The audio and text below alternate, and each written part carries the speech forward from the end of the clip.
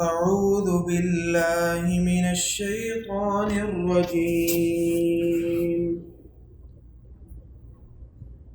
واتل عليهم نبأ إبراهيم إذ قال لأبيه وقومه ما تعبدون قالوا نعبد أصناما فنظل لها عاكفين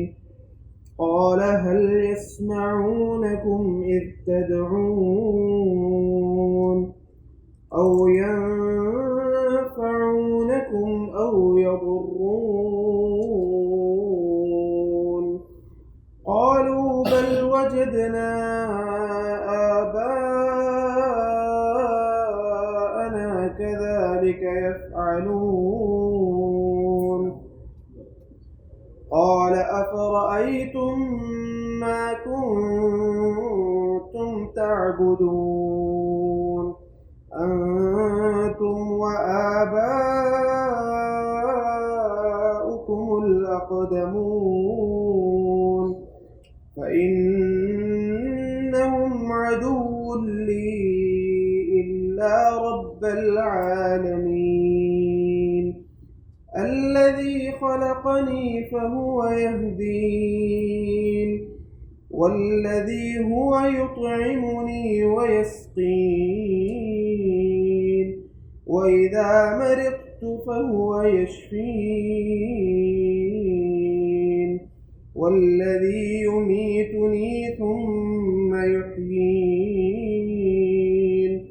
والذي أطمع أن يغفر لي خطيئتي يوم الدين رب هب لي حكما وألحقني بالصالحين واجعل لي لسان صدق في الآخرين واجعلني من ورثة جنة النعيم واغفر لأبي إنه كان من الضالين ولا تخزني يوم يبعثون يوم لا ينفع مال ولا بنون إلا من أتى الله بقلب سليم. أعوذ بالله من الشيطان الرجيم. بسم الله الرحمن الرحيم. وَاتْلُ عَلَيْهِمْ نَبَأَ إبراہیم. اے محمد صلی اللہ علیہ وسلم آپ مشرکین مکہ کے سامنے ابراہیم علیہ السلام کا ذکر کریں یا ان کا واقعہ بیان کریں. حضرت موسیٰ علیہ السلام کے بعد دوسرے پیغمبر ہیں جن کا یہ ذکر اللہ نے فرمایا ہے. زمانے کے اعتبار سے تو موسیٰ علیہ السلام بعد میں ہیں، ابراہیم علیہ السلام پہلے ہیں، لیکن قرآن مجید میں ہر جگہ پہ ترتیب زمانی کا خیال نہیں رکھا گیا. بعض اوقات کسی پچھلے پیغمبر کا ذکر پہلے کر دیا گیا ہے، پہلے پیغمبر کا ذکر بعد میں کیا گیا ہے. یہاں بھی ابراہیم علیہ السلام کا زمانہ تو پہلے کا ہے، لیکن ذکر ان کا موسیٰ علیہ السلام کے بعد کیا گیا ہے. عراق کے شہر اور میں حضرت ابراہیم علیہ السلام پیدا ہوئے تھے اور زمانہ تقریباً 4,500 سال کا اب سے بن جاتا ہے. 4,500 سال پہلے عراق کے شہر اور میں پیدا ہوئے، اور اس کا ذکر تو قرآن مجید میں بھی ہے کہ وہ لوگ شرک میں مبتلا تھے. نجوم پرستی زیادہ تھی ان میں، ستاروں پہ ایمان تھا ان کا. بعض چیزیں جو ہیں وہ انسان کی زندگی سے تعلق ہے ستاروں کا، لیکن اس کا مطلب یہ نہیں ہے کہ انسان کے سارے معاملات جو ہیں وہ ستاروں کے تابع ہیں. لیکن ان لوگوں نے اپنے توہم پرستی کی وجہ سے یہ سمجھ لیا تھا کہ ہماری زندگی، موت، صحت اور رزق اور اولاد، یہ ساری چیزیں بھی انہی ستاروں کی وجہ سے ہیں۔ انہی ستاروں کی شکلیں بنا کے انہوں نے اپنے بت خانوں میں رکھی ہوئی تھی۔ بعض دوسرے بت بھی تھے جو انسانی شکل کے تھے، لیکن جو بعض ستاروں کی شکلیں، زحل ہے، وینس ہے،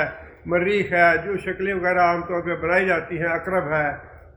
انہی کے بت بنا کے انہوں نے اپنے بت خانوں میں رکھے ہوئے تھے۔ اب ابراہیم علیہ السلام کے بارے میں فرمایا کہ اللہ تعالیٰ نے ان کو نبوت سے سرفراز فرما دیا۔ سب سے پہلا جھگڑا ان کا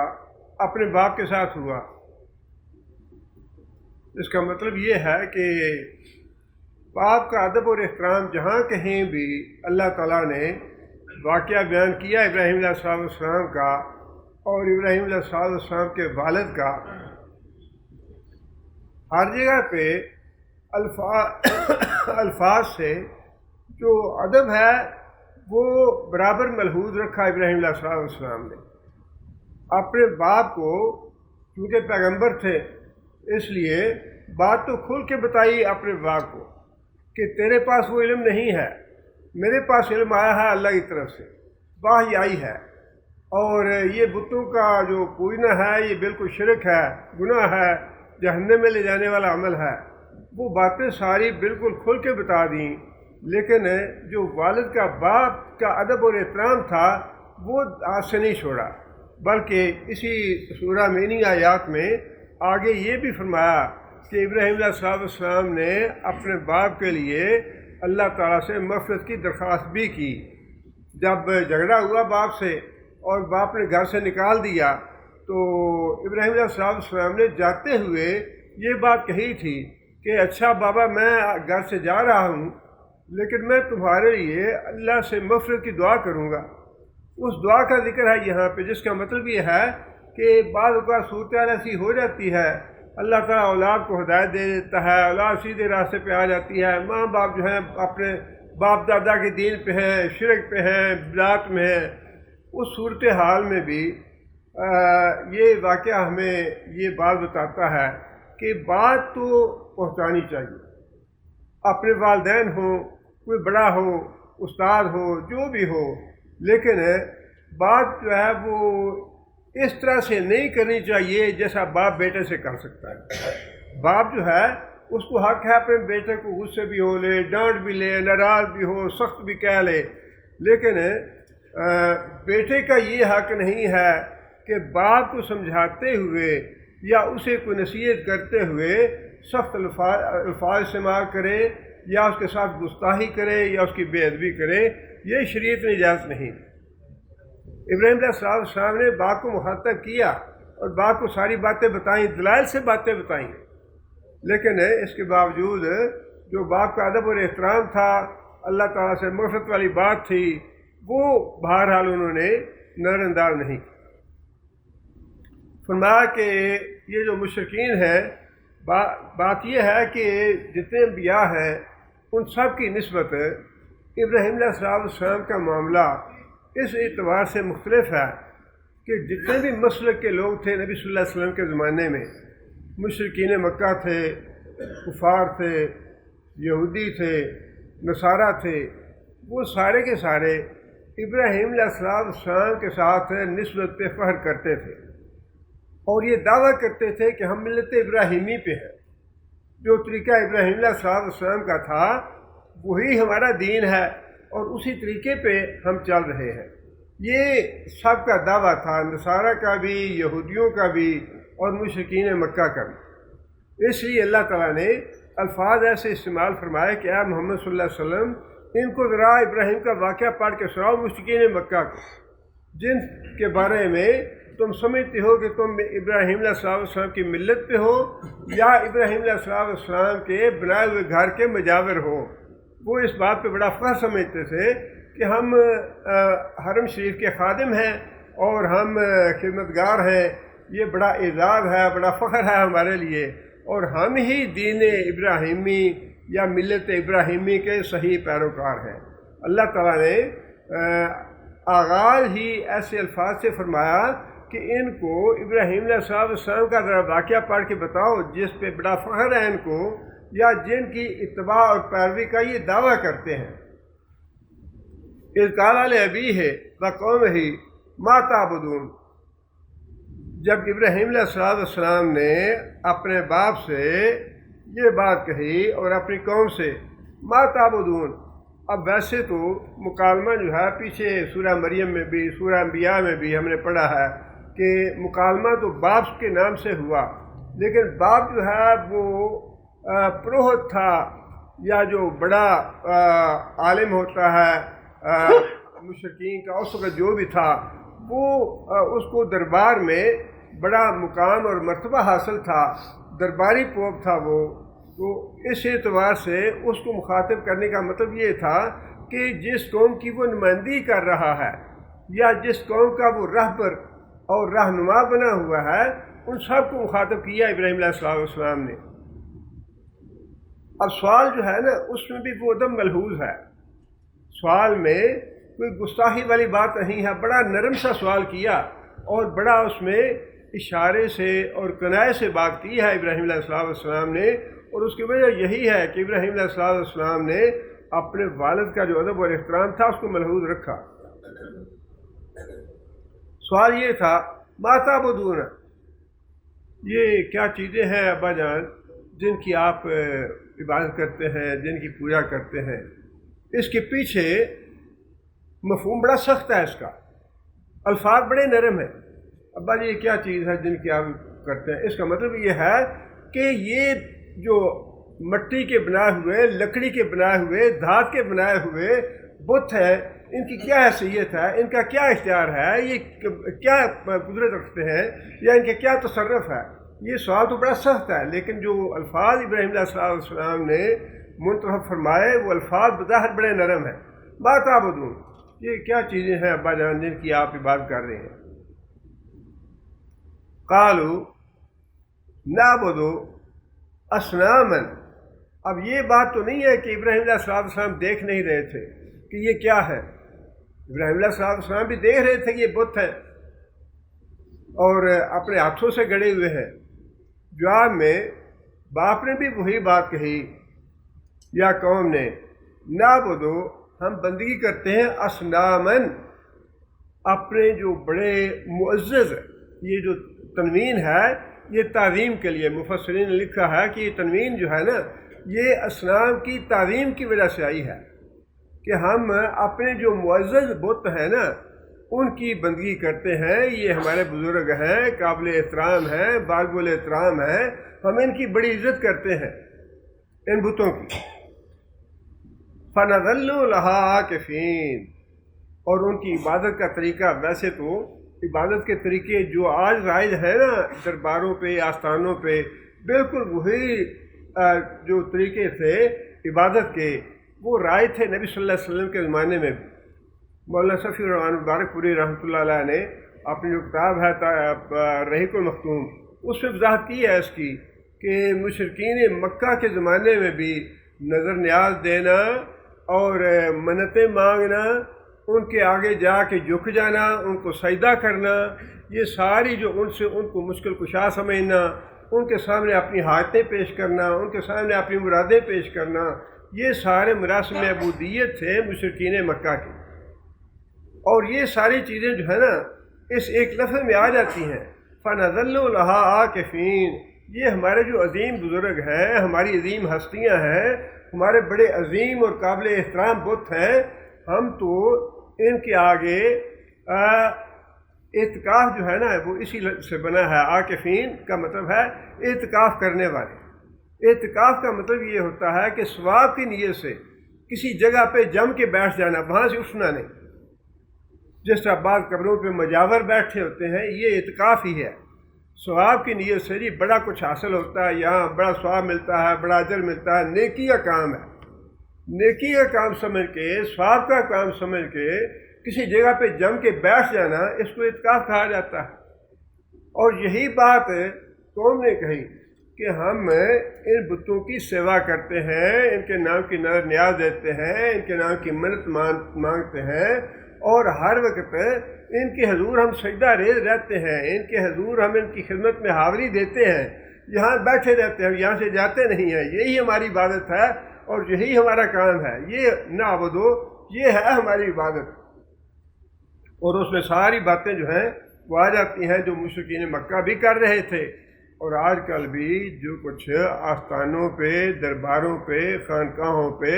سجدے بھی ہوتے ہیں، رکوع بھی ہوتی ہے، نظر نیاز بھی ہوتے ہیں، چڑھاوے بھی ہوتے ہیں، یہ سارے مراسم عبودیت جو ہے نا، یہ پرانے زمانے سے چلے آ رہے ہیں، یہ کوئی نئی چیز نہیں ہے۔ فَنَظَلُّ لَهَا عَاكِفِينَ، اور ہم تو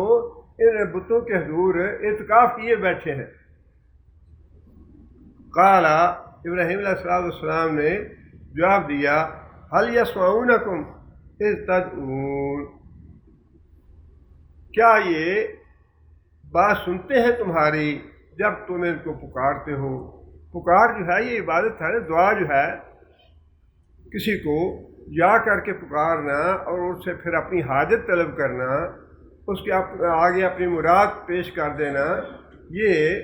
عبادت ہے۔ اور اس لیے ہر جگہ پہ تقریباً ایسی ہے کہ ابراہیم علیہ السلام کا جب مکالمہ ہوا قوم سے یا باپ سے، تو پہلا سوال یہی کیا ابراہیم علیہ السلام نے کہ کیا جب تم ان سے دعا کرتے ہو، ان سے مانگتے ہو، ان سے سوال کرتے ہو، کیا یہ اس کا کوئی جواب دیتے ہیں؟ اچھا بھائی تمہاری مراد پوری ہوئی، تمہاری مراد پوری نہیں ہوئی، یا تمہاری مراد 6 مہینے بعد پوری ہوگی، یا تمہاری مراد سال بعد پوری ہوگی، کیا کبھی نے تمہیں کوئی جواب دیا ہے؟ او ینفعونکم، یا کبھی ان سے تمہیں نفع ملا ہو، فائدہ ہوا ہو، او یضرون، یا انہوں نے کبھی نقصان پہنچایا ہو۔ اب اصل بات یہ ہے کہ یہ چیز جو ہے نا، اس کا تعلق ہے خالص عقیدے سے۔ یہ اللہ تعالیٰ صحیح عقیدہ جب دے دیتا ہے تو پھر تو ان سوالوں میں واقعی بڑی قوت ہے۔ لیکن جو لوگ گمراہ ہیں نا، ان کو آپ یہ کہیں تو وہ کہیں گے کہ ہاں جی یہ جواب دیتے ہیں، یہ ہماری مرادیں پوری کرتے ہیں، مجھے فلاں دربار سے اولاد ملی ہے، مجھے فلاں جو خانقاہ ہے وہاں سے رزق ملا ہے، میں فلاں بابے کے پاس گیا تھا، اس نے مجھے یہ بتایا تو مجھے صحت مل گئی۔ یہ جو چیز ہے نا، یہ شیطان نے ایسا یہ چکر پھر لگا رکھا ہے یا دھوکہ اور فریب دے رکھا ہے کہ اگرچہ وہ ہوتا اللہ کی طرف سے ہے لیکن بندہ منسوب کرتا ہے بتوں کی طرف۔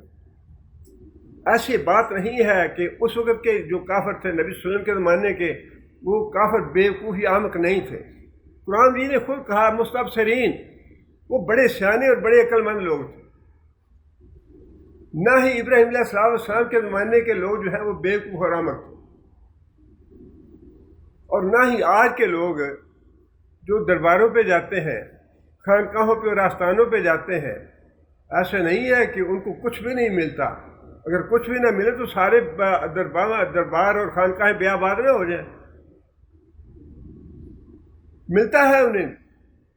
لیکن یہی تو امتحان ہے، بڑا سخت امتحان ہے کہ دینے والا ہے کون۔ یہ وہ جو نوح علیہ السلام نے بات ارشاد فرمائی تھی نا، وَمَكَرُوا مَكْرًا كُبَّارًا، کہ یا اللہ یہ جو مشرک ہے ایسے ایسے مکر اور فریب کے جال پھیلا رکھے ہیں کہ عوام ان جالوں سے اور مکر و فریب سے باہر آ نہیں رہی۔ 950 سال تک میں نے زور لگایا ہے کہ کوئی کچھ نہیں دیتا، اللہ حاجت روا ہے، اللہ مشکل کشا ہے، اللہ دینے والا ہے، لیکن یہ کہتے ہیں کہ نہیں، ود دینے والا ہے، سوا دینے والا ہے، نصر سے ملتا ہے ہمیں نصر کی بارگاہ سے۔ آج بھی معاملہ یہی ہے کہ عبد القادر جیلانی دیتا ہے، وہ جو اگر علی حجویری سے عقیدہ نہ ہو یہ، تو علی حجویری کا دربار جو ہے اجڑ نہ جائے۔ تو جاتے ہیں وہاں، وہ پکا عقیدہ ہے ان کا کہ جو کچھ ہمیں ملتا ہے یہ علی حجویری سے ملتا ہے۔ تو اللہ تعالیٰ محفوظ کرے۔ ہمارے بھائی صاحب سندھ کے تھے، وہ بتایا کرتے تھے کہ آدمی وہاں سندھ سے حج کرنے کے لیے آیا یہاں پہ، اور یہاں آ کے بیمار ہو گیا، تو یہاں آ کے پاکستان ٹیلی فون کیا اپنے چاچے بابے کو کہ میں یہاں بیمار ہو گیا ہوں تو جا کے علی الویری کی دربار پہ قربانی دو، مجھے سے دے اللہ۔ کیسا دھوکہ اور فریب ہے کہ وہاں پہ جا کے قربانی دو اور صحت اللہ دے۔ وہ جو وہاں پہ جانا ہے، وہاں پہ جا کے قربانی دینی ہے، وہاں پہ نظر نیاز دینی ہے، وہی تو شرک ہے۔ اللہ کا بے شک نام لیتے رہے، لیکن وہاں جا کے یہ جو عقیدہ ہے کہ وہاں جا کے قربانی دیں گے، نظر نیاز دیں گے، منت مانیں گے تو تب اللہ سنے گا، تب اللہ صحت دے گا، تب اللہ رزق دے گا، یہی تو شرک ہے۔ اور وہ شرک بھرپور طریقے سے، بلکہ پہلے سے کہیں زیادہ، جو انبیاء کرام تھے ان کے زمانوں سے کہیں زیادہ پکا ہو چکا ہے۔ آپ اگر انداز لگائیں نا، پڑھے لکھے، اللہ تعالیٰ معاف کرے، پڑھے لکھے کیا ہے، بالکل جتنے بڑے بڑے کرسیوں پہ بیٹھے ہیں، بڑے بڑے منصبوں پہ بیٹھے ہیں، اور بڑے بڑے قلمکار ہیں، اور بڑے بڑے لکھاری اور مصنف اور پتہ نہیں کیا کچھ بنے ہوئے ہیں، ان کا عقیدہ پھول کے دیکھو تو اللہ تعالیٰ معاف کرے، شرک بھرا ہوا ہے۔ اور بالکل آج بھی جو صحیح عقیدہ بیان کرنے والے یا صحیح عقیدہ رکھنے والے لوگ ہیں، ان کی فی الواقعی تعداد جو ہے آج بھی بہت قلیل ہے، بہت قلیل ہے، جانتے نہیں ہیں انہیں کون ہے یہ۔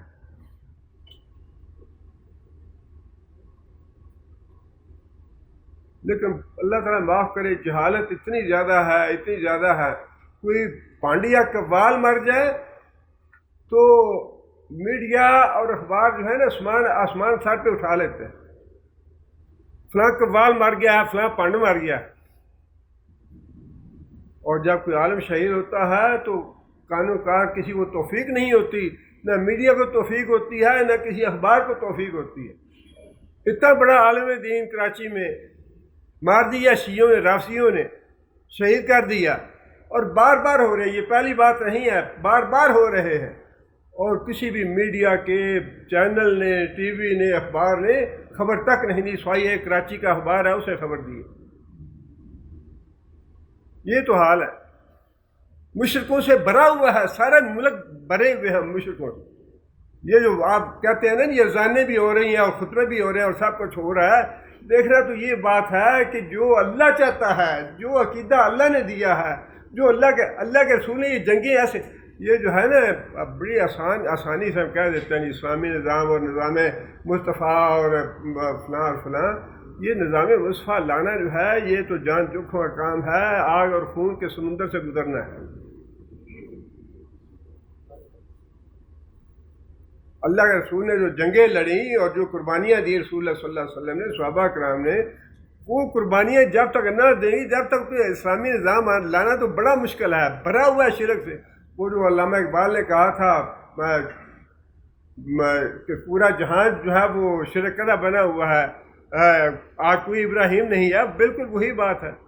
صنم کدہ ہے جہاں، لا الہ الا اللہ۔ بات وہی ہے کہ یہ جو چیز ہے نا، اس کا فیصلہ جو ہے قرآن کرتا ہے کہ یہ جو ہمارے فوت شدہ بزرگ ہیں یا یہ جو بت ہیں، سنتے ہیں، یہ مرادیں پوری کرتے ہیں نہیں کرتے، کچھ دیتے ہیں نہیں دیتے، ان کو اختیار ہے یا نہیں، اس کا فیصلہ جو ہے نا یہ قرآن کرتا ہے، یہ اور کوئی چیز نہیں کرتی۔ یہ کہہ دینا کہ ہاں جی ہم تو جاتے ہیں، وہاں بڑا سکون ملتا ہے، دربار پہ جانے سے بڑا سکون ملتا ہے، یہ سکون ملنا جو ہے نا یہ ہدایت کی یا صحیح صراط مستقیم پہ ہونے کی کوئی دلیل نہیں ہے۔ جو شرابی کبابی لوگ ہیں وہ اپنی مجلس میں جاتے ہیں، انہیں بڑا سکون ملتا ہے وہاں۔ جو قوالی سننے والا ہے وہ قوالی سنتا ہے تو اپنے ہوش ہی گم کر دیتا ہے، اس کو اتنا سکون ملتا ہے۔ لیکن اس کا مطلب یہ نہیں ہے کہ وہ سارا کچھ ٹھیک ہے جو کچھ ہو رہا ہے۔ اصل بات یہ ہے کہ دیکھنے والی بات یہ ہے کہ قرآن فیصلہ کیا کرتا ہے، کہ قرآن واقعی یہ کہتا ہے کہ کوئی اللہ کے علاوہ سنتا ہے، یا کوئی نفع دے سکتا ہے یا کوئی نقصان دے سکتا ہے؟ قرآن کیا کہتا ہے؟ فیصلہ کرنے والی چیز جو ہے یہ تو قرآن ہے۔ اس لیے اللہ نے فرمایا ہے کہ انہ لحسرۃ علی الکافرین، جو لوگ اس کا انکار کرتے ہیں، اس کو پڑھتے نہیں ہیں، اس کے مطابق اپنا عقیدہ نہیں بناتے، قیامت کے دن ان کو حسرت ہوگی اس بات کی، کاش ہم نے یہ قرآن پڑھا ہوتا، مولویوں کو نہ سنا ہوتا، حضرت صاحب کے پیچھے نہ لگے ہوتے، پیروں کے پیچھے نہ لگے ہوتے، درباروں کے پیچھے نہ لگے ہوتے، کاش ہم اس قرآن کو پڑھ لیتے۔ ہدایت کی کتاب جو ہے یہ قرآن ہے اور کچھ نہیں ہے۔ اس لیے یہ فیصلہ جو ہے نا، جو قرآن بتاتا ہے، جو قرآن فیصلہ کرتا ہے، اصل وہی ہے، باقی سب باطل، حق وہی ہے۔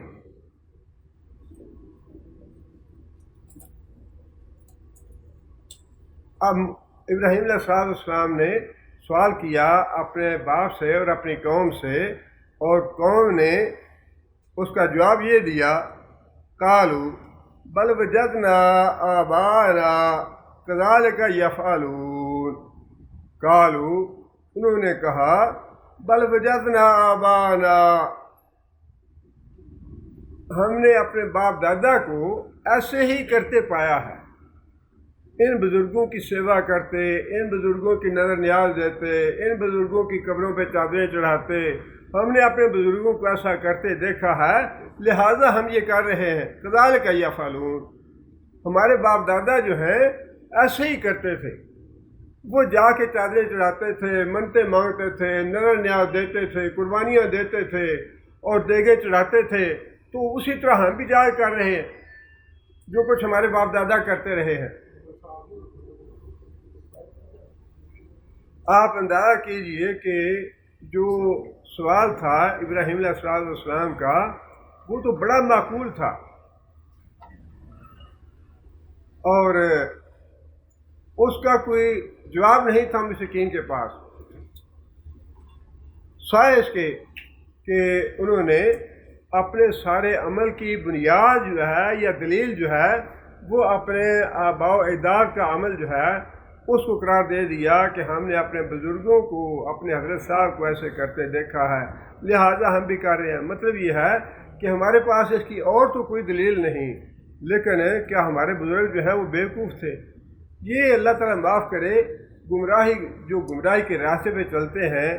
یہ دلیل آج تک بڑی پکی چلی آ رہی ہے کہ اچھا یہ ہمارے بزرگ جو ہیں وہ بیوقوف تھے، ہمارے بزرگوں کو نہیں پتہ تھا، ہمارے بزرگ تو بڑے سیانے تھے، وہ کرتے ہیں تو ٹھیک ہے ہم بھی کر رہے ہیں۔ وہی بات انہوں نے بھی کی، اور آگے پھر ابراہیم علیہ السلام نے جواب میں یہ بات کہی، قال افرأیتم ما کنتم تعبدون، جو جواب تم نے دیا ہے یہ جواب تو اس کا تمہارے باپ دادا دیں گے کہ انہوں نے کیوں کیا اسے۔ تمہارے باپ دادا جو ہیں وہ جب ان سے پوچھا جائے گا تو اس کا جواب تو وہ دیں گے کہ انہوں نے ایسا کیوں کیا۔ سوال تو تم سے ہے کہ کیا تم نے بھی غور کیا یا نہیں۔ اب یہ وہ بات ہے جس کی دعوت قرآن جی دیتا ہے، جو بھی جاتا ہے، کہیں بھی جاتا ہے، دربار پہ جاتا ہے، خانقاہ پہ جاتا ہے، پیر صاحب کے پاس جاتا ہے، حضرت صاحب کے پاس جاتا ہے، جہاں کہیں بھی جاتا ہے، قرآن جو بات کہہ رہا ہے وہ یہ ہے کہ افرأیتم، کیا تم نے غور کیا، کیا تم نے سوچا، ما کنتم تعبدون، کہ تم جس کی عبادت کر رہے ہو یہ کیا ہے۔ مطلب یہ کہ اللہ نے تمہیں بھی عقل دی ہے نا، یہ تو عقل والی بات نہیں ہے کہ میں نے فلاں کو کرتے دیکھا تھا، اگر تم نے چور کو چوری کرتے دیکھا تو کیا تم بھی چوری کرو گے؟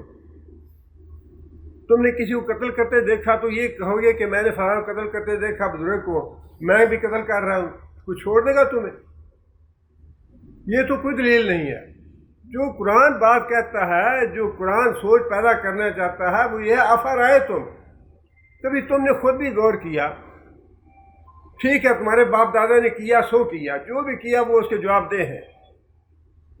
لیکن تم سے سوال یہ ہے کہ تم نے بھی غور کیا یا نہیں کیا کہ جو جن کی تم عبادت کر رہے ہو کیا یہ واقعی صحیح ہے یا نہیں ہے۔ یہ دیکھیں نا، یہ جو ہے نا کنڈی کھولنی ہے مشکل بات، آسان نہیں ہے۔ جن کا عقیدہ پکا ہو جاتا ہے، نہیں جی نہیں، تسی حضرت صاحب کی بیعت تو کر کے دیکھیں، بڑا فیض ہے، بڑا کچھ ملتا ہے یہاں سے، مجھے تو بڑا فائدہ ہوا ہے۔ فَمَكَرُوا مَكْرًا كُبَّارًا، وہی بات نوح علیہ السلام کے زمانے سے چلی آ رہی ہے کہ نہیں جی بڑا فیض ہے ان کے پاس، بڑا کچھ ملتا ہے ان سے۔ قرآن یہ کہتا ہے کہ افرأیتم، کیا تم نے کبھی غور کیا اس بات پہ؟ تم خود بھی سوچو، تمہارے باپ دادا جو کر گیا وہ کر گیا، وہ اس کے خود ذمہ دار ہے، لیکن تم جو کر رہے ہو تمہیں سوچنا چاہیے یا نہیں سوچنا چاہیے کہ تم غلط جا رہے ہو، تم صحیح کر رہے ہو؟ انتم وآباؤکم الاقدمون، ٹھیک ہے تم بھی جو کچھ کر رہے ہو اس پہ بھی تمہیں سوچنا چاہیے، اور اس پہ بھی سوچو اگر تمہارے باپ دادا نے کوئی غلط کام کر ہی بیٹھے ہیں تو کیا تمہیں وہ کرتے جانا چاہیے ویسے ہی؟ اگر باپ دادا نے کوئی غلط کام کیا ہے، دنیا کے معاملے میں تو ایسا نہیں ہوتا کہ دنیا کے معاملے میں اگر کسی نے کوئی باپ نے غلط کام کر دیا انہیں جی میں ذمہ دار نہیں، وہ باپ نے کیا ہے، میں نے نہیں کیا۔ دنیا کے معاملے میں تو یہ تسلیم نہیں کرتے، دین کے معاملے میں یہ قانون کیسے تسلیم کیا جائے کہ جو کچھ باپ دادا نے کیا ہے بس وہی ہم کر رہے ہیں اور وہ ٹھیک ہے۔ آگے پھر ابراہیم علیہ السلام نے، انہوں نے مشرکین نے کوئی جواب نہیں دیا ابراہیم علیہ السلام کو اس بات کا افرأیتم کا کہ ہاں ہمیں غور کرنا چاہیے یا ہم نے غور کیا یا یہ بات تو اچھی نہیں لگتی، کوئی جواب نہیں دیا۔ ابراہیم علیہ السلام نے پھر خود ہی جواب دیا، اور یہ بڑا اچھا انداز ہے قرآن مجید کا۔ وَلَئِن سَأَلْتَهُم مَّنْ خَلَقَ السَّمَاوَاتِ وَالْأَرْضَ، ان سے ذرا پوچھو آسمان و زمین کو کس نے پیدا کیا؟ لَيَقُولُنَّ اللَّهُ قُلِ الْحَمْدُ لِلَّهِ، بعض یہاں پہ آتا ہے کہ اللہ جواب میں کہتے ہیں محمد صلی اللہ علیہ وسلم کو کہ آپ خود ہی کہہ دیں الحمدللہ، یہ جو تمہاری بات ہے یہ واقعی صحیح ہے، لیکن بات جو ہے وہ جو زبان سے نکلوانا چاہتے ہیں اللہ تعالیٰ، وہ کہنے کے بعد فرمایا کہ ہاں اللہ کا شکر ہے کہ تمہاری زبان سے یہ بات نکل گئی۔ لیکن یہاں پہ ابراہیم علیہ السلام نے خود اس کا جواب دیا ہے، خود جواب یہ دیا فَإِنَّهُمْ عَدُوٌّ لِّي إِلَّا رَبَّ الْعَالَمِينَ، فَإِنَّهُمْ، پس بے شک یہ بت جن کی تم عبادت کرتے ہو، عدو لی، میرے تو دشمن ہے، عدو لی، میرے دشمن ہے۔ دشمن کیسے ہوئے؟ یہ تو کہہ سکتے تھے کہ بھائی یہ تو بے فائدہ ہے، بے اختیار ہے، یہ تو کوئی نفع نقصان نہیں دیتے، ان کے پاس تو کچھ بھی نہیں ہے، یہ تو بات ٹھیک تھی۔ لیکن ابراہیم علیہ السلام نے یہ جو فرمایا کہ یہ تو میرے دشمن ہے، اس کی وجہ یہ ہے کہ جب ان کی عبادت میں کروں گا تو یہ تو ایک الگ بات ہے مجھے نفع ہوتا ہے یا نقصان ہوتا ہے، مجھے کوئی فائدہ پہنچتا ہے یا نہیں پہنچتا، میرا کوئی نقصان ہوتا ہے یا نہیں ہوتا، یہ تو ایک الگ بات ہے۔ لیکن جب میں ان کو اپنا مشکل کشا اور حاجت روا سمجھ لوں گا تو میں جہنم میں چلا جاؤں گا، لہٰذا یہ میرے دشمن ہیں، میں سے یہ دشمنی کر رہے ہیں۔ جس طرح بالکل اللہ تعالیٰ نے شیطان اگر جہنم میں جانے کا ذریعہ بنے تو شیطان دشمن ہے انسان کا،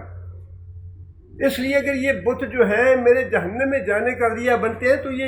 بت جو ہے میرے دشمن ہیں۔ اس اعتبار سے ابراہیم علیہ السلام نے فرمایا کہ تم اس پہ غور کرتے ہو یا نہیں کرتے، لیکن میں نے تو غور کر لیا،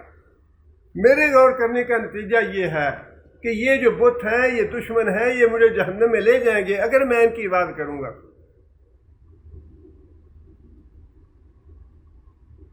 اور اس میں بڑی حکمت کی بات تھی کہ ابراہیم علیہ السلام نے ان کی دشمنی کو اپنی طرف منسوب کر لیا، ان کی طرف نے منسوب نہیں کیا، یہ تمہارے دشمن ہے۔ اصل میں ابراہیم علیہ السلام جو بات کہنا چاہ رہے تھے وہ تو یہ تھی کہ یہ بت تمہارے دشمن ہیں، یہ تمہیں جہنم میں لے جانے والے ہیں، لیکن ان کو مشرکین کا دشمن کہنے سے ضد پیدا ہو جانی تھی۔ اچھا تم ہمارے بزرگوں کو اور ہماری ہستیوں کو ہمارا دشمن کہہ رہے ہو؟ وہ دعوت کے اعتبار سے بات اچھی نہیں تھی، اس کا نتیجے کے اعتبار سے اس کا نتیجہ الٹ نکل سکتا تھا، اس میں اور بھی زیادہ سختی وہ ہو جاتی، ان کو ضد آ جاتی اس بات کے، اور وہ بالکل ہی سوچنے کو تیار نہ ہوتے۔ اس لیے ابراہیم علیہ السلام نے بات سمجھانے کے لیے نسبت اپنی طرف کر لی۔ کہنا تو یہی چاہتے تھے کہ یہ تمہارے دشمن ہیں، تمہیں جہنم میں لے جائیں گے، لیکن ابراہیم علیہ السلام نے کہا کہ یہ تو میرے دشمن ہیں، اگر میں نے ان کی پوجا کی جس طرح تم کر رہے ہو تو یہ مجھے جہنم میں لے جائیں گے، یہ میرے دشمن ہیں۔ آگے فرمایا کہ اللہ رب العالمین، ہاں البتہ رب العالمین جو ہے نا وہ ہے میرے دوست، میں تو ان کی عبادت کرتا ہوں۔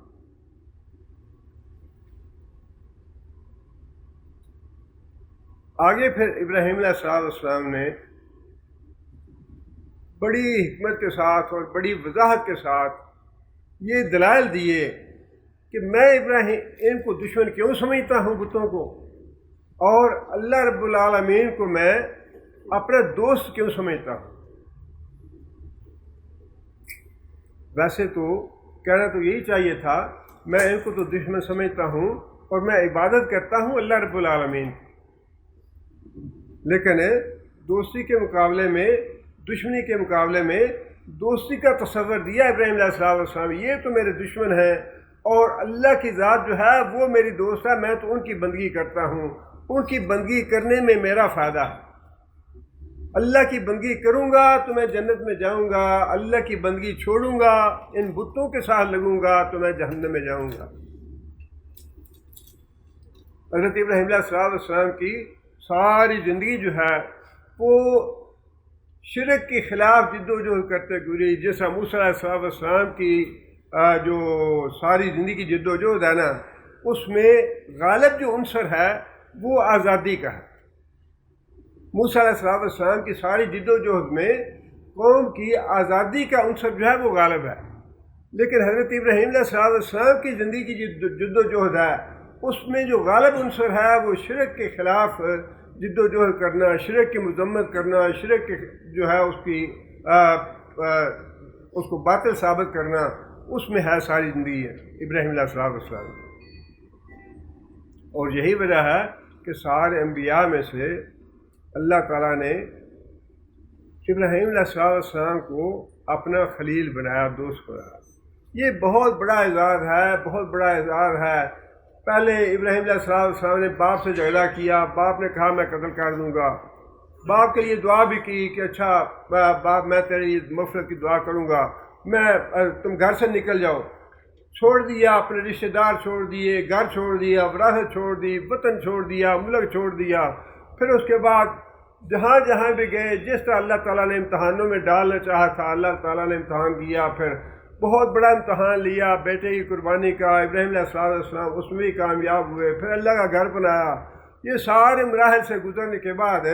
قرآن مجید میں اللہ تعالیٰ کا یہ بات ارشاد فرما دینا وَاتَّخَذَ اللَّهُ إِبْرَاهِيمَ خَلِيلًا، اللہ نے بنایا خلیل ابراہیم علیہ السلام۔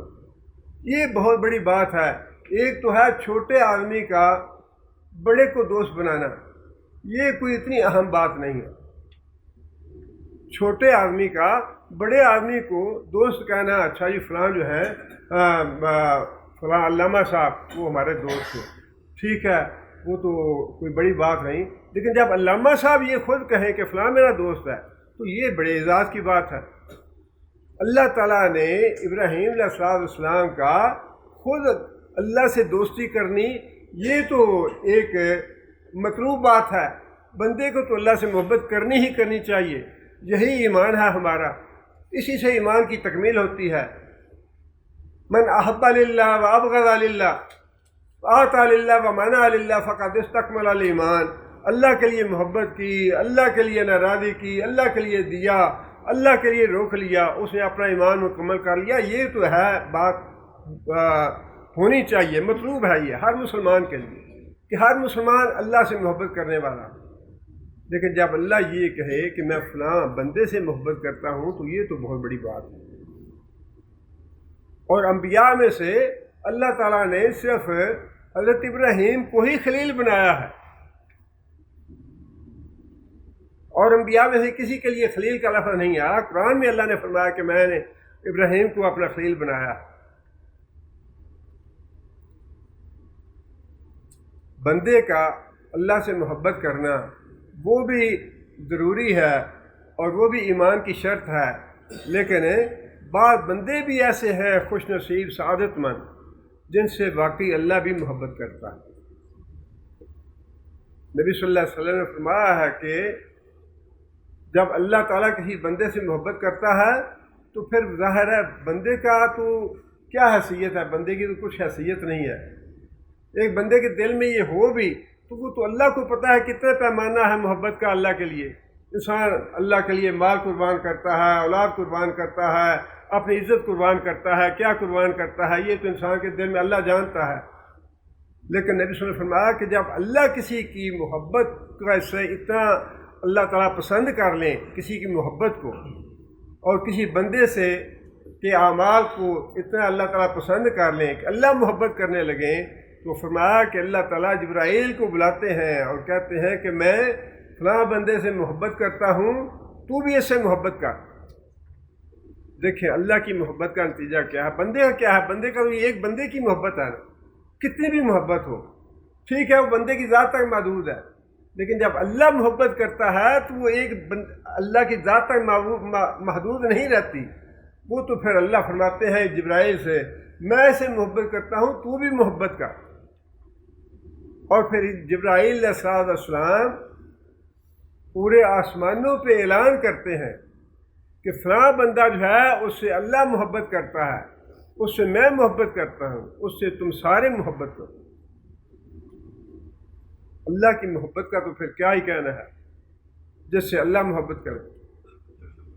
اور فرمایا کہ جس سے اللہ محبت کرنے لگتے ہیں پورے آسمان کے فرشتے جو ہیں وہ اس سے محبت کرتے ہیں،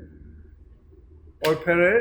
بندوں میں خام خواہ اس کی محبت ڈال دی جاتی ہے، بندوں کے دلوں میں، بندوں کو کہا نہیں جاتا لیکن بندے خود بخود محبت کرنے لگتے ہیں، بندوں میں اس کی قبولیت ڈال دی جاتی، اس کی شہرت کرنے کی اور اس کی تصویریں بنانے کی اور ویڈیو بنانے کی ضرورت نہیں رہتی، وہ تو اللہ کا اپنا نظام ہے، وہ اللہ خود کر لیتا ہے، اللہ محتاج نہیں ہے ان چیزوں کو۔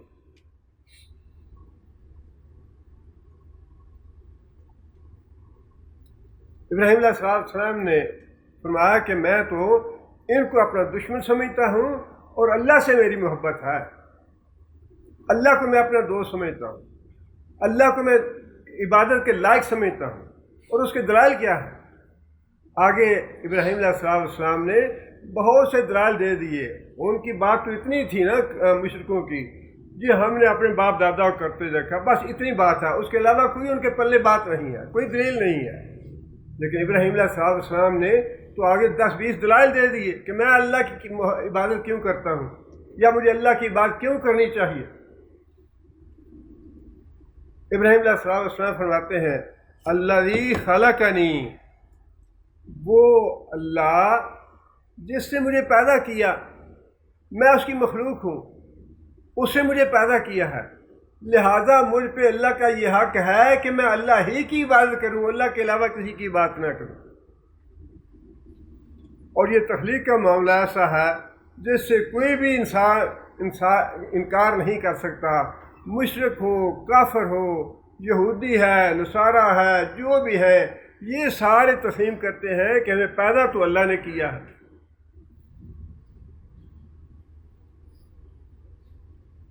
اس لیے ابراہیم علیہ السلام نے سب سے پہلی جو دلیل دی اللہ تعالیٰ کی بندگی کرنے کی، وہ یہ ہے کہ اللہ نے مجھے پیدا کیا، فَهُوَ يَهْدِينِ، اور پیدا کرنے کے بعد اللہ نے مجھے ایسے ہی چھوڑ نہیں دیا، اللہ تعالیٰ نے مجھے ہر بات کی ہدایت دی، ہر بات کا راستہ سجھایا۔ اب یہ دیکھیں نا کہ جب بچہ پیدا ہوتا ہے، پیدا ہوتے ہی بالکل بچہ تو بھی بے شعور ہے، اس کو قطعاً کوئی شعور نہیں ہے، لیکن اللہ تعالیٰ نے اس کی رہنمائی یہ کر رکھی ہے کہ جب تمہیں بھوک لگے تو تم نے اپنی ماں کی چھاتی کے ساتھ لگنا ہے، وہاں سے تمہاری روزی کا میں نے انتظام کیا، چھاتی سے لگ کے وہاں سے خوراک حاصل کرو تم۔ جیسے جیسے بچہ بڑا ہوتا ہے اس کی نشو و نما کے جتنے بھی تقاضے ہیں وہ کون پورے کرتا ہے؟ جب تک بچہ روٹی چبا نہیں سکتا اس کے لیے دودھ کا انتظام اللہ کرتا ہے، جب بچہ بڑا ہو جاتا ہے خوراک کھانے کے لائق ہوتا ہے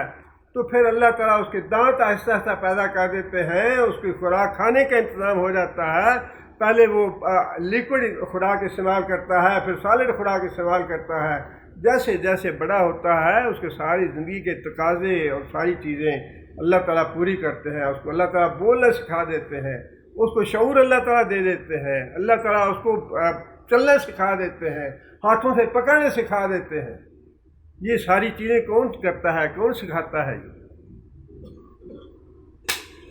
وہی یہ دوسری دلیل ہے اس بات کی کہ مجھے بندگی جو ہے میں اللہ سے محبت کرتا ہوں اور میں اللہ ہی کی عبادت کرتا ہوں۔ دوسری دلیل ہے یہ اس کی۔ پہلی دلیل یہ ہے کہ اللہ نے مجھے پیدا کیا، لہذا مجھ پہ حق ہے اللہ کا کہ میں اللہ کے علاوہ کسی کی عبادت نہ کروں، اور پیدا کرنے کے بعد اللہ تعالیٰ نے ہر کام میں، دنیا کے معاملات ہوں یا دین کے معاملات ہوں، ہر معاملے میں میری رہنمائی کی ہے۔ دنیا میں نے کیسے کمانی ہے، روزی میں نے کیسے کمانی ہے، میں نے کاروبار کیسے کرنا ہے، یہ سارا عقل اور شعور اللہ نے مجھے دیا ہے۔ اور پھر عبادت کے اعتبار سے اللہ تعالیٰ نے آنکھ دے دیے، کان دے دیا، دماغ دیا، دل دیا، سوچنے کی ساری چیزیں، دیکھنے کی اور پکڑنے کی، چلنے کی ہر چیز اللہ نے دے دی، اور پھر اللہ تعالیٰ نے ہدایت کے باقی تقاضے پورے کر دیے، انبیاء کو بھیج دیا، کتابیں بھیج دی، علماء کو بھیج دیا، اور پھر انسان کا امتحان لیا۔ جو ہدایت کے تقاضے تھے اللہ نے وہ سارے پورے کیے، دنیا کے تقاضے بھی پورے کیے، دین کے تقاضے بھی اللہ نے پورے کیے۔ یہ ہے جو بات ابراہیم علیہ السلام نے فرمائی، یہدینی، کہ وہ ہے جو مجھے، جس نے پیدا کیا اور اس پیدا کرنے کے بعد ہر بات کی میری رہنمائی کی اللہ نے۔ آگے فرمایا کہ والذی هو یطعمنی ویسقینی۔ دیکھیں کتنی، اگر انسان سبق حاصل کرنا چاہے تو کتنی چھوٹی چھوٹی باتیں ہیں جن سے انسان سبق حاصل کر سکتا ہے۔ وہی ہے جو مجھے کھلاتا ہے، اور جب اللہ تعالیٰ اپنا رزق روک لے تو اس کا مشاہدہ خود دیکھ لیں، اپنے ملک میں دیکھ لیں۔ جب اللہ روزی رزق تنگ کرتا ہے تو کس طرح اللہ تعالیٰ جو چاہتے ہیں کرتے ہیں۔ جب اللہ چاہتا ہے رزق فراخ کرتا ہے، جب اللہ چاہتا ہے تو رزق تنگ کر دیتا ہے، انسان بھیک مانگنے پہ مجبور ہو جاتا ہے۔ ایک ایک بات میں ہے رہنمائی اور ہدایت موجود ہے اگر کوئی لینا چاہے تو۔ ابراہیم علیہ السلام نے چھوٹی چھوٹی باتیں گنوا دیں کہ اللہ کا مجھ پہ یہ بھی احسان ہے، اللہ کا مجھ پہ یہ بھی احسان ہے، اللہ کا مجھ پہ یہ بھی احسان ہے، یہ سارے احسان اللہ کے، تو یہ بات میں دوسروں کیوں کروں؟ دوسروں کے آستانوں پہ اور دوسرے مزاروں اور مقبروں پہ میں کیوں جاؤں؟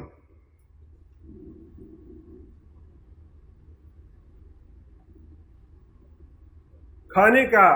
قرآن مجید میں بھی یہ معمولی بات نہیں ہے۔ فَلْيَنظُرِ الْإِنسَانُ إِلَىٰ طَعَامِهِ، انسان کو چاہیے غور کرے، اندر بہرا بن کے میز پہ نہ بیٹھ جائے،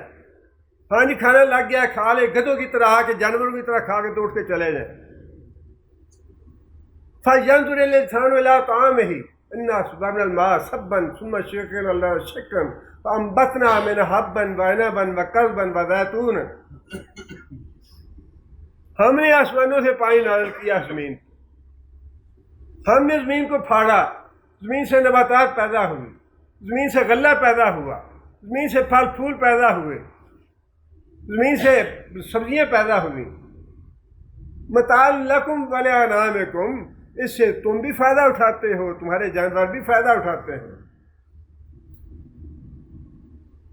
جب انسان اپنی میز پہ بیٹھے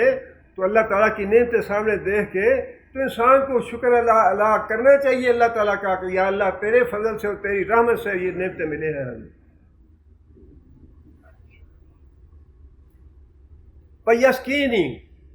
حالانکہ طعام اور کھانا اور پینا یہ دونوں چیزیں اکٹھی ہیں، لیکن ابراہیم علیہ السلام نے اس کا الگ ذکر کیا، اس کا الگ ذکر کیا. اس لیے کہ جس طرح کھانا جو ہے زمین سے غلہ اگتا ہے وہ بھی اللہ کے امر سے، اگر اللہ چاہے تو ساری کی ساری فصل برباد ہو جائے، پکی ہوئی فصل جو ہے وہ اجڑ جائے. سورہ نور میں واقعہ اللہ تعالیٰ نے بیان فرمایا ہے نا، فطاف طائف من ربہم فطاف علیہا طائف من ربہم فہم نائمون. اللہ تعالیٰ نے پکی ہوئی فصل تھی اور ان کی نیت بدل گئی کہ آج کوئی مسکین نہیں بلائیں گے ہم اس کو حصہ دینے کے لیے. اللہ فرماتے ہیں کہ ان کی نیت بدلنے سے ہی ہم نے ان کے سارا کھیت اور ساری فصل برباد کر دی، راتوں رات برباد کر دی. فاصبحت کالصریم، اور اس طرح وہ کٹی ہوئی فصل ہو گئی، پتہ ہی نہیں چلتا تھا کہ یہاں کوئی فصل ہوئی ہے یا نہیں.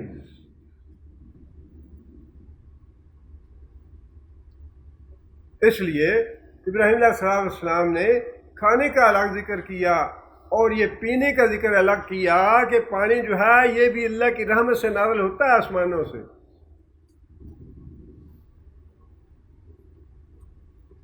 اور اگر زمین کا جو پانی ہے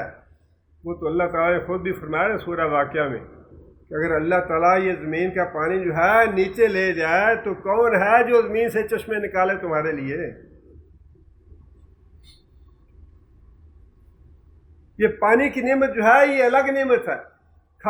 کھانے کی چیزیں الگ اللہ کی نعمت ہے. فرمایا کہ مجھے کھانے کے لیے بھی دیتا ہے اللہ، مجھے پینے کے لیے پانی اللہ دیتا ہے،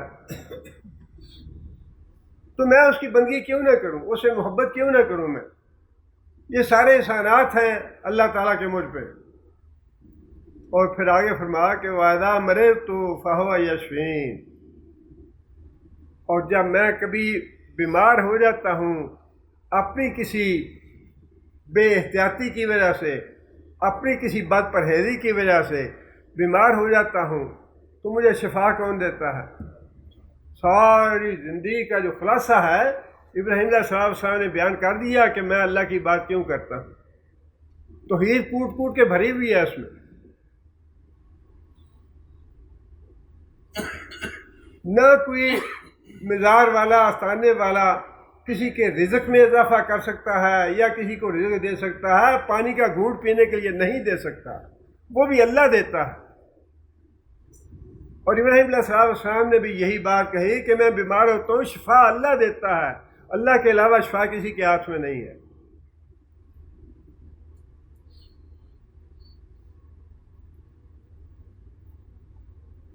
آگے پھر فرمایا کہ بیماری کے بعد اگلا مرحلہ کیا ہے. اگلا مرحلہ یہ ہے کہ ساری زندگی انسان کھاتا بھی ہے، پیتا بھی ہے، بیماری بھی ہے، صحت بھی ہے، پھر بیمار ہوتا ہے، بڑھاپا آ جاتا ہے. بڑھاپے کے بعد پھر انسان کی آخری منزل جو ہے والذی یمیتنی ثم یحیین، اور میرا عقیدہ یہ ہے کہ مجھے مارے گا بھی وہی، میری موت اسی کے حکم سے آئے گی. جب تک اللہ کا امر نہیں ہوتا موت نہیں آتی. یہ جسم کا ایک ایک عضو جو ہے نا، ایک ایک انگ، وہ اللہ کے حکم کا پابند ہے. یہ کہنے کی غلطی کبھی نہ کرنا کہ یہ جسم میرا جسم ہے اور میں اپنی مرضی اس پہ نافذ کروں. یہ جسم ہمارا نہیں ہے، جسے پیدا کیا ہے وہی اس کا مالک ہے. اس کے ایک ایک انگ کا مالک جو ہے وہ اللہ ہے. اور موت بھی تب ہی آئے گی جب اللہ کا فیصلہ ہوگا. جب اللہ چاہے گا تو موت آئے گی. ثم یحیینی، اور پھر میرا عقیدہ یہ بھی ہے کہ مرنے کے بعد دوبارہ اللہ ہی زندہ کرے گا مجھے. ساری باتیں جتنی بھی تھیں شرک والی سب کی نفی کر دی ابراہیم علیہ السلام نے. ایک ایک بات کا نام لے کے بتا دیا. یہ بھی کام اللہ کرتا ہے، یہ بھی اللہ کرتا ہے، یہ بھی اللہ کرتا ہے، یہ بھی اللہ کا احسان ہے، یہ بھی اللہ کا احسان ہے۔ زندگی کوئی بات چھوڑی نہیں ابراہیم علیہ السلام نے، اور یہ سارے دلائل دیے ابراہیم علیہ السلام نے اس بات کے کہ مجھے ان بتوں کو چھوڑ کے، ان آستانوں اور مزاروں کو چھوڑ کے اللہ کی بندگی کیوں کرنی چاہیے؟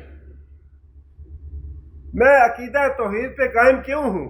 کہ اللہ کے علاوہ کوئی نفع نقصان نہیں دے سکتا، کوئی روزی نہیں دے سکتا،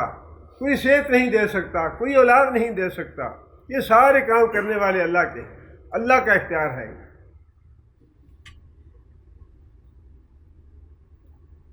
آگے فرمایا کہ والذی اطمع ان یغفر لی خطیئتی یوم الدین، اور وہی ذات ہے جس سے مجھے یہ امید ہے، مجھے یہ توقع ہے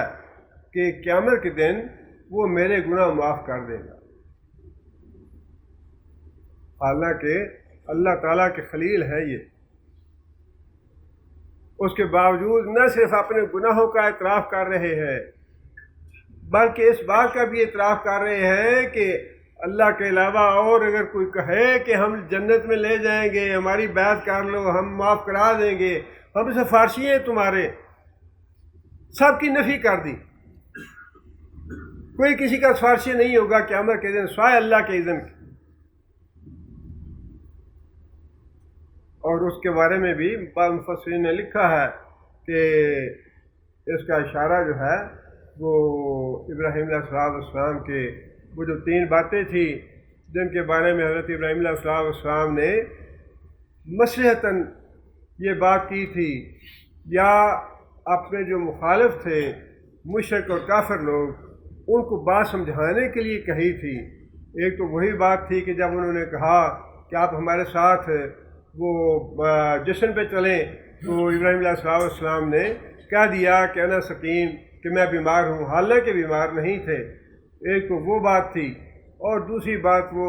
کہ ابراہیم علیہ السلام سے پوچھا گیا کیا تم نے توڑا ان بتوں کو؟ ابراہیم علیہ السلام نے کہا نہیں میں تو نہیں، یہ جو بڑا ہے اس سے پوچھو۔ تو تیسری بات وہ جو بادشاہ تھا جب ہجرت کر رہے تھے تو بادشاہ تھا جو بیوی تھی ہوتی تھی اس کو پکڑ لیتا تھا، تو ابراہیم علیہ السلام نے کہا کہ اگر تمہیں پوچھے تو کہہ دینا کہ میں اس کی بہن ہوں۔ تو یہ جو 3 باتیں ہیں ان کے بارے میں ابراہیم علیہ السلام نے اشارہ فرمایا کہ مجھے امید ہے کہ انشاءاللہ، لیکن اگر یہ ہو نہ ہو اس سے غرض نہیں ہے۔ جو عقیدہ دینا چاہتے ہیں ابراہیم علیہ السلام، جو بات بتانا چاہتے ہیں وہ یہ ہے کہ اللہ کے علاوہ کوئی گناہ معاف نہیں کر سکتا۔ اللہ سے ہی امید رکھنی چاہیے کہ اللہ تعالیٰ گناہ معاف کرے گا۔ یہ ساری باتیں جو ہیں بڑی پکی توحید والی باتیں ہیں، اور ان کا جواب جو ہے وہ ایک تھا، اور وہ جواب یہ تھا کہ ہم ان کی پوجا اس لیے کرتے ہیں کہ ہمارے باپ دادا کر رہے ہیں۔ ایک ہی جواب تھا ان کا، اور وہ جواب بھی غلط ہے۔ دوسری طرف ابراہیم علیہ السلام نے 20 باتیں بتا دیں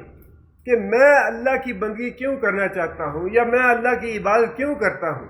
یا کیوں کرنی چاہیے۔ وہ ساری دلائل جو ہیں ابراہیم علیہ السلام نے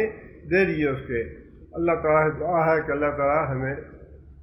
ان ساری باتوں پہ عمل کرنے کی توفیق بھی عطا فرمائے۔ سبحان ربک رب العزت عما یصفون والحمد للہ۔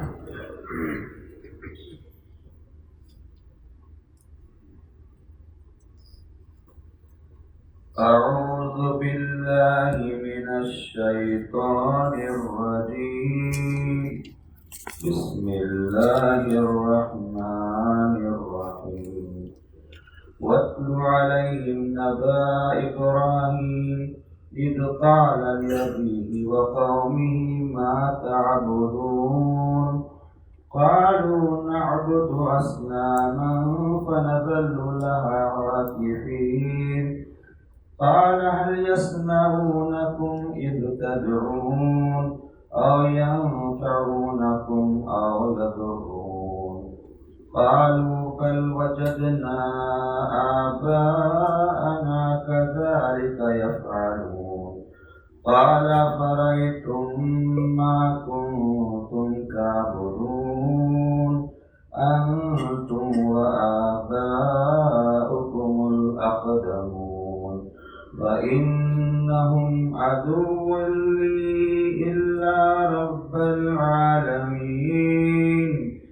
الذي خلقني فهو يهدين